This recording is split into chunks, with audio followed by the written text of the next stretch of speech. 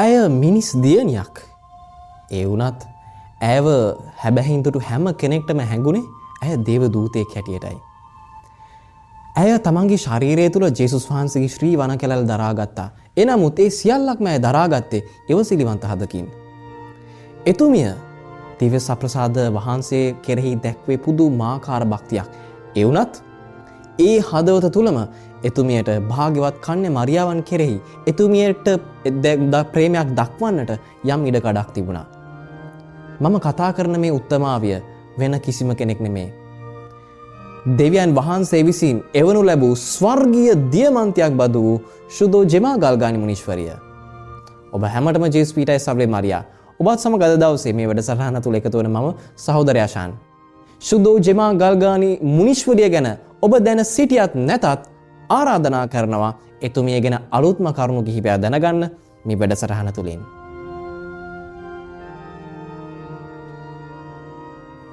ශුද්ධෝ ජෙමා ගල්ගානි මුනීශ්වරිය ඉපදුනේ ඉතාලියේ ලූකා කියන නගරේ විශේෂයෙන්ම ක්‍රිස්තු වර්ෂ 1878 මාර්තු 12 වෙනිදා තමයි අය මෙලොව එළිය දකින්නේ. ශුද්ධෝ ජෙමා ගල්ගානි මුනීශ්වරිය පුංචි කාලේදීම ඇගේ අම්මා මිය යනවා. ඒ වුණාට මේ අම්මා ජීවත් වෙච්ච පුංචි කාලය තුල තමන්ට පුළුවන් හැම දෙයක්ම කළා තමන්ගේ දරුවන්ට විශේෂයෙන්ම ජෙමා ගල්ගානි මුනීශ්වරියන්ට බොහෝම හොඳ කතෝලික ජීවිතයක් බොහොම හොඳ කතෝලික අධ්‍යාපනයක් ලබා දෙන්න. ඉතින් මේ ශුද්ධෝ ජෙමා ගල්ගානි මුනීශ්වරිය වයස අවුරුදු 9 දීම ඇගේ ගුරුවරියන්ගෙන් පියතුමන්ගෙන් පුදුමාකාර ඉල්ලීමක් කරනවා. මොකක්ද? මට කොහොම හරි දිව්‍ය සප්‍රසාද වහන්සේ ලබා දෙන්න. ඔයාලා බලන්න මම සප්‍රසාද වහන්සේ ලැබුවා නම් සම්පූර්ණයෙන් වෙනස් වෙනවා. මම තව දුරටත් පව් කරන්නේ නැහැ. මේ තරම් පුංචි හදවතක පුදුමාකාර උද්‍යෝගයක් සප්‍රසාදයේ ජේසුස් වහන්සේ කෙරෙහි. ඒ කාලේදී මේ වයස අවුරුදු 9 දී තරම් සප්‍රසාද වහන්සේ ලබා දෙන පුරුද්දක් නොතිබුණාට ඒ පියතුමා තීරණයක් ගන්නවා මේ ජෙමා ගල්ගානි මුනීශ්වරියගේ භක්තිය නිසාවෙන්ම ඇයට දිව්‍ය සප්‍රසාද වහන්සේව ලබා දෙන්නට. ශුද්ධෝ ජෙමා ගල්ගානි මුනීශ්වරිය මේ දිව්‍ය සප්‍රසාද වහන්සේ ලැබීමෙන් පසුව ඇගේ ප්‍රේමය සප්‍රසාදීය ජේසුස් වහන්සේ කෙරෙහි ඇගේ ප්‍රේමය වැඩි වුණා මිසක් කිසිම දිනක අඩු නම් වුණේ නැහැ. ඉතින් ඇගේ ශුද්ධවන්තකමේ රහස දිව්‍ය සප්‍රසාදය කියලා කෙනෙක් හැඳින්වුවත් එහි කිසිම වරදක් නැහැ. ඉතින් ශුද්ධෝ ජෙමා ගල්ගානි මුනීශ්වරියගේ ජීවිතේ අපි දකින තවත් එක්තරා ලස්සන පැතිකඩක් තියෙනවා. අනිත් හැම ශුද්ධවන්තයෙක්ගේම වගේ ඇගේ ජීවිතය තුළ රෝසමල් යායක් ඇයට දකින්නට ලැබුණා. හැබැයි මේ හැම රෝසමලකම නටුවක කටු හමුවනවා වගේම ඇගේ ජීවිතේ පුරාවටම ඇය පුදුමාකාර දුක් වේදනාවන් වලට භාජනය වුණා. ඒ වුණාට මේ හැම වේදනාවකම ඇය බාරගත්තේ පුදුමාකාර ආදරයකින්. ශුද්ධෝ ජෙමා ගල්ගානි මුනීශ්වරියගේ ජීවිතය තුළ තවත් එක්තරා ලස්සන පැතිකඩක් අපට දකින්න ලැබෙනවා.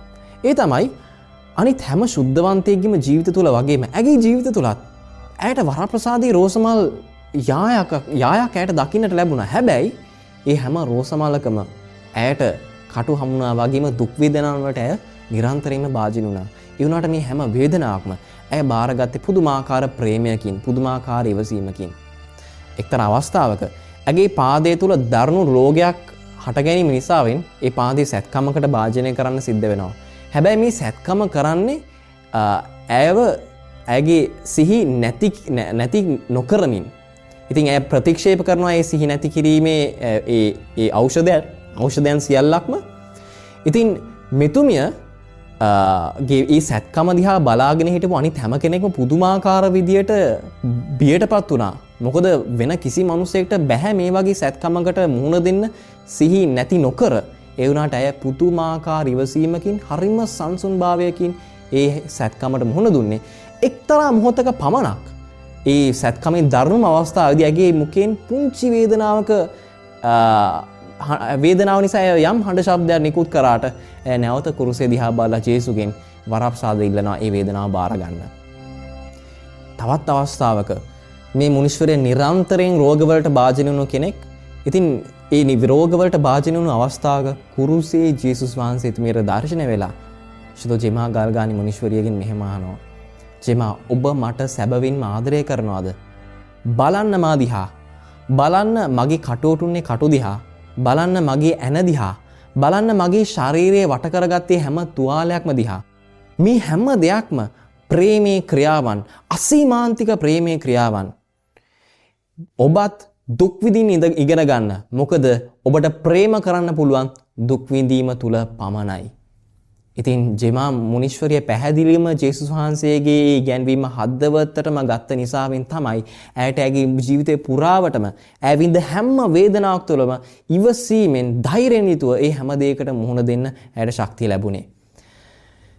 ඉතින් ඇගේ මේ දුක් වේදනාවන්හි ඒ කුරුසියේ ගමන තුල අපිට කියන්න පුළුවන් දරුණුම සම්දිස්ථානයකට ඇය ළඟා වෙනවා. ඒ තමයි තවත් අවස්ථාවක මේ ජෙමා මුනිශ්වරියට දර්ශන වන දේවමාතන් වහන්සේ.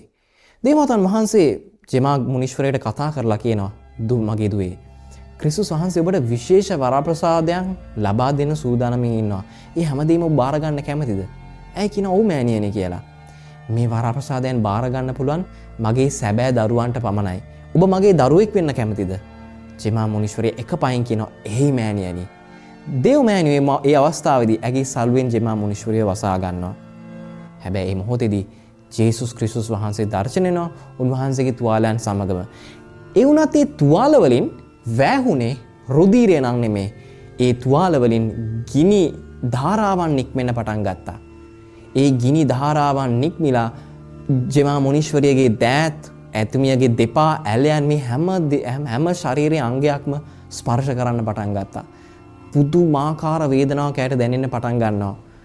දේවමාතන් වහන්සේ සුළු මොහොතකින් ඇගේ නලල සිඹ ගත්තට පස්සේ උන්වහන්සේ අතුරුදහන් වෙනවා. ඉතින් ඇය දකිනවා ඇගේ අත්වල, ඇගේ දෙපාවල, ඇගේ ඇලෙහි ජේසුස් වහන්සේගේ සත්‍ය වන කැලල් හටගත්තු ආකාරය.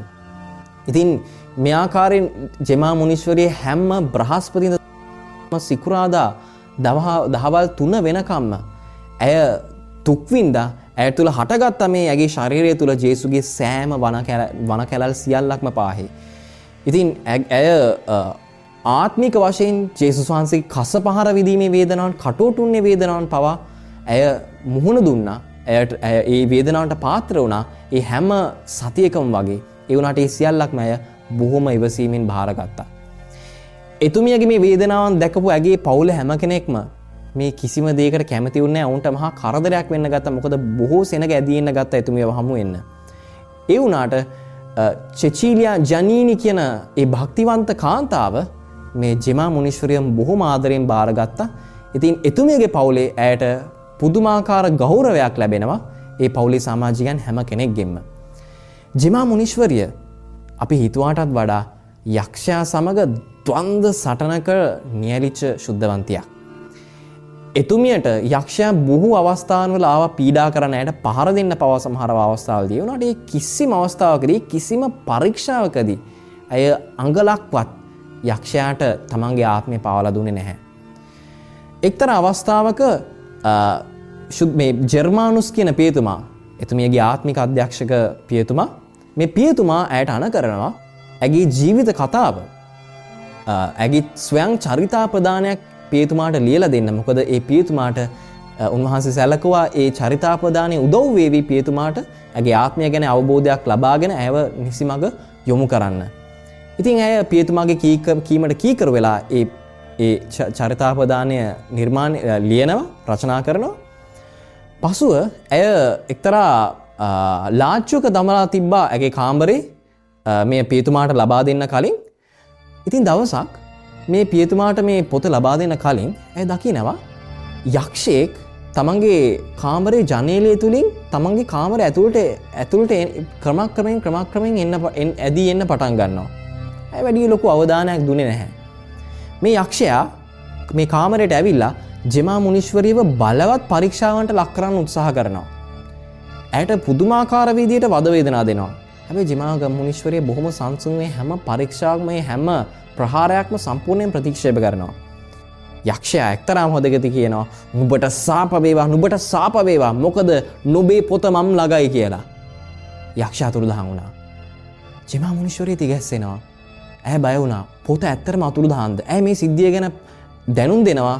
ඇයව බලාගත්තේ චෙචීලියා ජනීනි කියන කාන්තාවට. දෙන්නම ඇවිල්ලා ලාච්චුව ඇරලා බලද්දි උන්ට හරිම පුදුමයි ඒ පොත අතුරුදහන් වෙලා. ඉතින් ජර්මානුස් පියතුමා මේ වෙනකොට බොහොම දුර බැහැර තැනක හිටියේ. ඉතින් ජර්මානුස් පියතුමාට ඇය ලියුමක් මගින් දන්වනවා පියතුමනි මෙන්න මේ වගේ දෙයක් සිද්ධ වුණා කියලා. ජර්මානුස් පියතුමා පුදුම වෙනවා මේ සිද්ධිය අහලා. හැබැයි මේ පියතුමා යාඥා කරනවා ශුදෝ ගාබ්‍රියෙල් පොසෙන්ති මුනිශ්වරයාට. එතුමා ඒ පැෂනිස්ට් නිකායේ ජේසුස්ගේ දුක් ප්‍රාප්තිය හා සම්බන්ධ වෙච්ච ඒ නිකායේ ශුද්ධවන්තෙක් මේ ගාබ්‍රියෙල් පොසෙන්ති කියන මුනිශ්වරයාට යාඥා කරලා මඟ පෙන්වීමක් ඉල්ලනවා.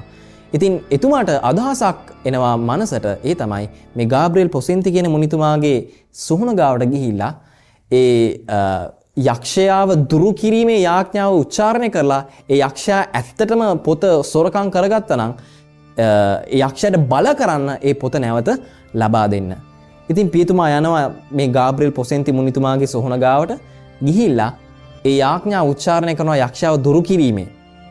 ඒ යක්ෂයාව දුරු කිරීමේ යාඥාව උච්චාරණය කරද්දී ප්‍රාතිහාර්යාත්මක ආකාරයෙන් නැවතත් ඒ පොත පියතුමා ඉදිරියේ දර්ශනය වෙනවා. පියතුමා ඉදිරියට පතිත වෙනවා. පියතුමාට හරිම සතුටුයි. හැබැයි මේ පොත ඇරලා පිටුවෙන් පිටුව බලද්දී ඒ පියතුමාට දකින්න ලැබෙනවා මේ හැම පිටුවක්ම හරියට නිකන් කෙනෙක් පුච්චලා දැම්මා වගේ කළු පැහැති පැල්ලම් දකින්න ලැබුණා.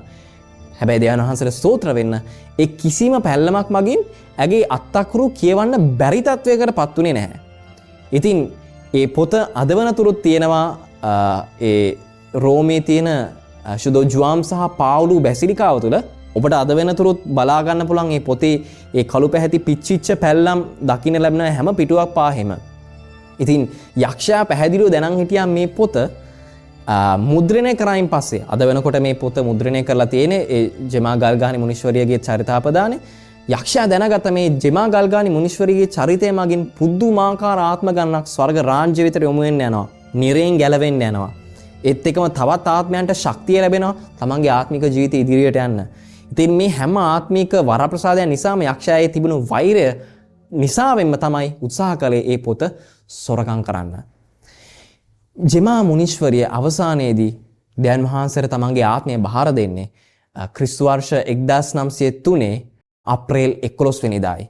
ඉතින් මෙලොව ජීවිතය ඇය හමාර කළත් අද වනතුරුත් ඇය පුදුමාකාර විදිහට ස්වර්ග රාජ්‍ය තුල ආත්මයන් වෙනුවෙන් මැදිහත් වෙනවා දෙවියන් වහන්සේ ඉදිරිපිට. ඉතින් ඒ ජෙමා ගල්ගානි මුනිශ්වරියත් ඔබ මම වෙනුවෙන් මැදිහත් වෙනවා නොඅනුමානයි. අපි හැම කෙනෙක්ම ජෙමා ගල්ගානි මුනිශ්වරියට විශේෂ ආකාරයෙන් යාඥා කරමු. කුමක් වෙනුවෙන්ද? ඇගේ ආත්මය තුල, ඇගේ මුහුණ තුල දිස්වෙච්ච මහා පිරිසිදුකම අපේ ආත්ම තුලත් දිදුලවන්න සලස්වන්න කියලා. ඇගේ හදවත තුල තිබුණ මේ කුරුසය කෙරෙහි ප්‍රේමය අප හැම කෙනෙක්ටමත් ලබා දෙන්න කියලා. මේ වරප්‍රසාද ලබා දෙන්නට ජෙමා ගල්ගානි මුනිශ්වරිය ඔබ මම වෙනුවෙන් මැදිහත් වෙනවා නොඅනුමානයි. ඔබ හැමතෙම ජේසුස් විහිටයි. සල්වේ මරියා.